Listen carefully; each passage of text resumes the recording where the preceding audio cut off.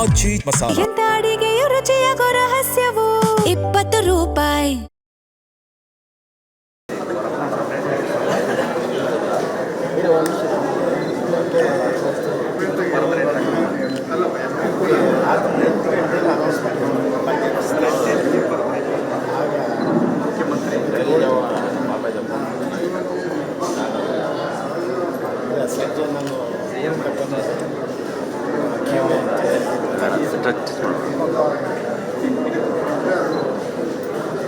ಸ್ವಲ್ಪ ಹಿಂದೆ ಬನ್ನಿ ಬನ್ನಿ ಬನ್ನಿ.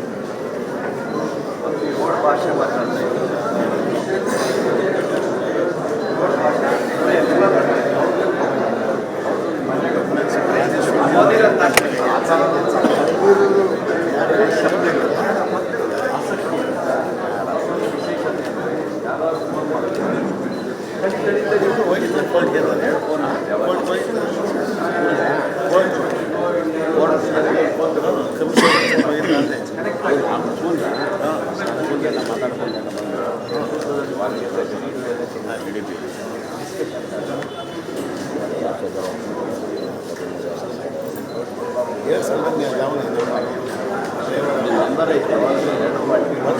ಒಬ್ಬ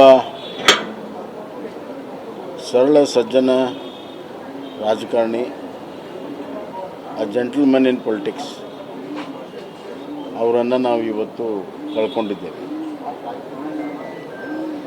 ರಾಜಕಾರಣದಲ್ಲಿ ಅಪವಾದ ರೀತಿಯಲ್ಲಿ ಅವರ ನಡೆನುಡಿ ಇತ್ತು. ಅವರ ತಂದೆಯವರು ಕೂಡ ಶಾಸಕರಾಗಿದ್ದು 1985ರಲ್ಲಿ. ಆ ಕಾಲದಿಂದ ನಮ್ಮ ತಂದೆಯವ್ರ ಜೊತೆಗೆ ಒಡನಾಟ ಇರುವಂಥದ್ದು. ಇದು ಎರಡನೇ ಜನ್ರೇಷನ್ ಸಂಬಂಧ. ಭಾಳ ಕ್ರಿಯಾಶೀಲವಾಗಿ ಸಾರ್ವಜನಿಕ ಜೀವನದಲ್ಲಿದ್ದರು. ಅವರು ತಿಪ್ಟೂರು ಕ್ಷೇತ್ರದ ಅಭಿವೃದ್ಧಿಗಾಗಿ ನಿರಂತರವಾಗಿ ಶ್ರಮ ಮಾಡಿದರು. ಅಲ್ಲಿ ನೀರಾವರಿಗೆ, ನಾನು ನೀರಾವರಿ ಸಚಿವನಿದ್ದಾಗ ಭಾಳಷ್ಟು ಒಂದು ರೀತಿಯಲ್ಲಿ ಒತ್ತಡ ಹಾಕಿ ಅಲ್ಲಿ ಲಿಫ್ಟ್ ಇರಿಗೇಷನನ್ನು ಅವರು ಮಾಡಿಸ್ಕೊಂಡಿರುವಂಥದ್ದು ಇನ್ನೂ ಕೂಡ ನನಗೆ ನೆನಪಿದೆ. ಅಷ್ಟೇ ಅಲ್ಲ, ತಿಪ್ಟೂರಿನ ಕೊಬ್ಬರಿ ವ್ಯಾಪಾರ, ಅದಕ್ಕೆ ಬೆಲೆ ಏರಿಕೆ ಮಾಡೋ ಸಲುವಾಗಿ ಹೋರಾಟ, ನಿರಂತರವಾಗಿ ಮಾರುಕಟ್ಟೆ ಜೊತೆಗೆ ಸಂಬಂಧ ಮತ್ತು ಸರ್ಕಾರದಲ್ಲಿ ಪ್ರಭಾವವನ್ನು ಬೀಳುವಂಥ ಕೆಲಸವನ್ನು ಅವರು ನಿರಂತರವಾಗಿ ಮಾಡ್ತಾಯಿದ್ರು. ನನ್ನ ಸರ್ಕಾರದಲ್ಲಿ ಅವರು ಶಿಕ್ಷಣ ಸಚಿವರಾಗಿ, ಪ್ರಾಥಮಿಕ ಶಿಕ್ಷಣ ಸಚಿವರಾಗಿ ಭಾಳ ಉತ್ತಮವಾದಂಥ ಕೆಲಸವನ್ನು ಮಾಡಿದರು.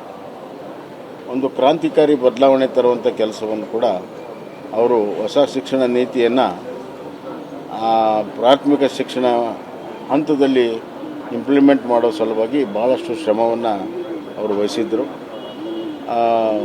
ವಿವೇಕ ಅಂತ ಯೋಜನೆಯನ್ನು ನಾವು ಮಾಡಿದಾಗ ಭಾಳ ದೊಡ್ಡ ಪ್ರಮಾಣದ ಶಾಲಾ ಕೊಠಡಿಗಳನ್ನು ನಿರ್ಮಾಣ ಮಾಡೋದಕ್ಕಾಗಿ ಒಂದೇ ವರ್ಷದಲ್ಲಿ 9,000 ಶಾಲಾ ಕೊಠಡಿಗಳ ನಿರ್ಮಾಣ ಮಾಡುವಂಥ ಯೋಜನೆಯನ್ನು ರೂಪುರೇಷವನ್ನು ಮಾಡಿ ಅದನ್ನು ಅನುಷ್ಠಾನ ಮಾಡಿರುವಂಥ ಖ್ಯಾತಿ ಅವ್ರಿಗೆ ಸೇರ್ತದೆ. ನಾವೊಬ್ಬ ಗೆಳೆಯನನ್ನು, ಒಬ್ಬ ಆದರ್ಶ ಸಾರ್ವಜನಿಕ ಬದುಕಿನಲ್ಲಿರುವಂಥ ರಾಜಕಾರಣಿಯನ್ನು ಕಳ್ಕೊಂಡಿದೆ. ಭಾರತೀಯ ಜನತಾ ಪಕ್ಷಕ್ಕೂ ಹಾನಿಯಾಗಿದೆ, ರಾಜ್ಯಕ್ಕೂ ಹಾನಿಯಾಗಿದೆ, ನನಗೆ ವೈಯಕ್ತಿಕ ಕೂಡ ಭಾಳ ದೊಡ್ಡ ಹಾನಿಯಾಗಿದೆ. ಈ ದುಃಖವನ್ನು ಭರಿಸುವಂಥ ಶಕ್ತಿ ಅವರ ಕುಟುಂಬಕ್ಕೆ ಕೊಡಲಿ, ಅವರ ಆತ್ಮಕ್ಕೆ ಶಾಂತಿ ಕೊಡಲಿ ಅಂತ ಹೇಳ್ತೀನಿ.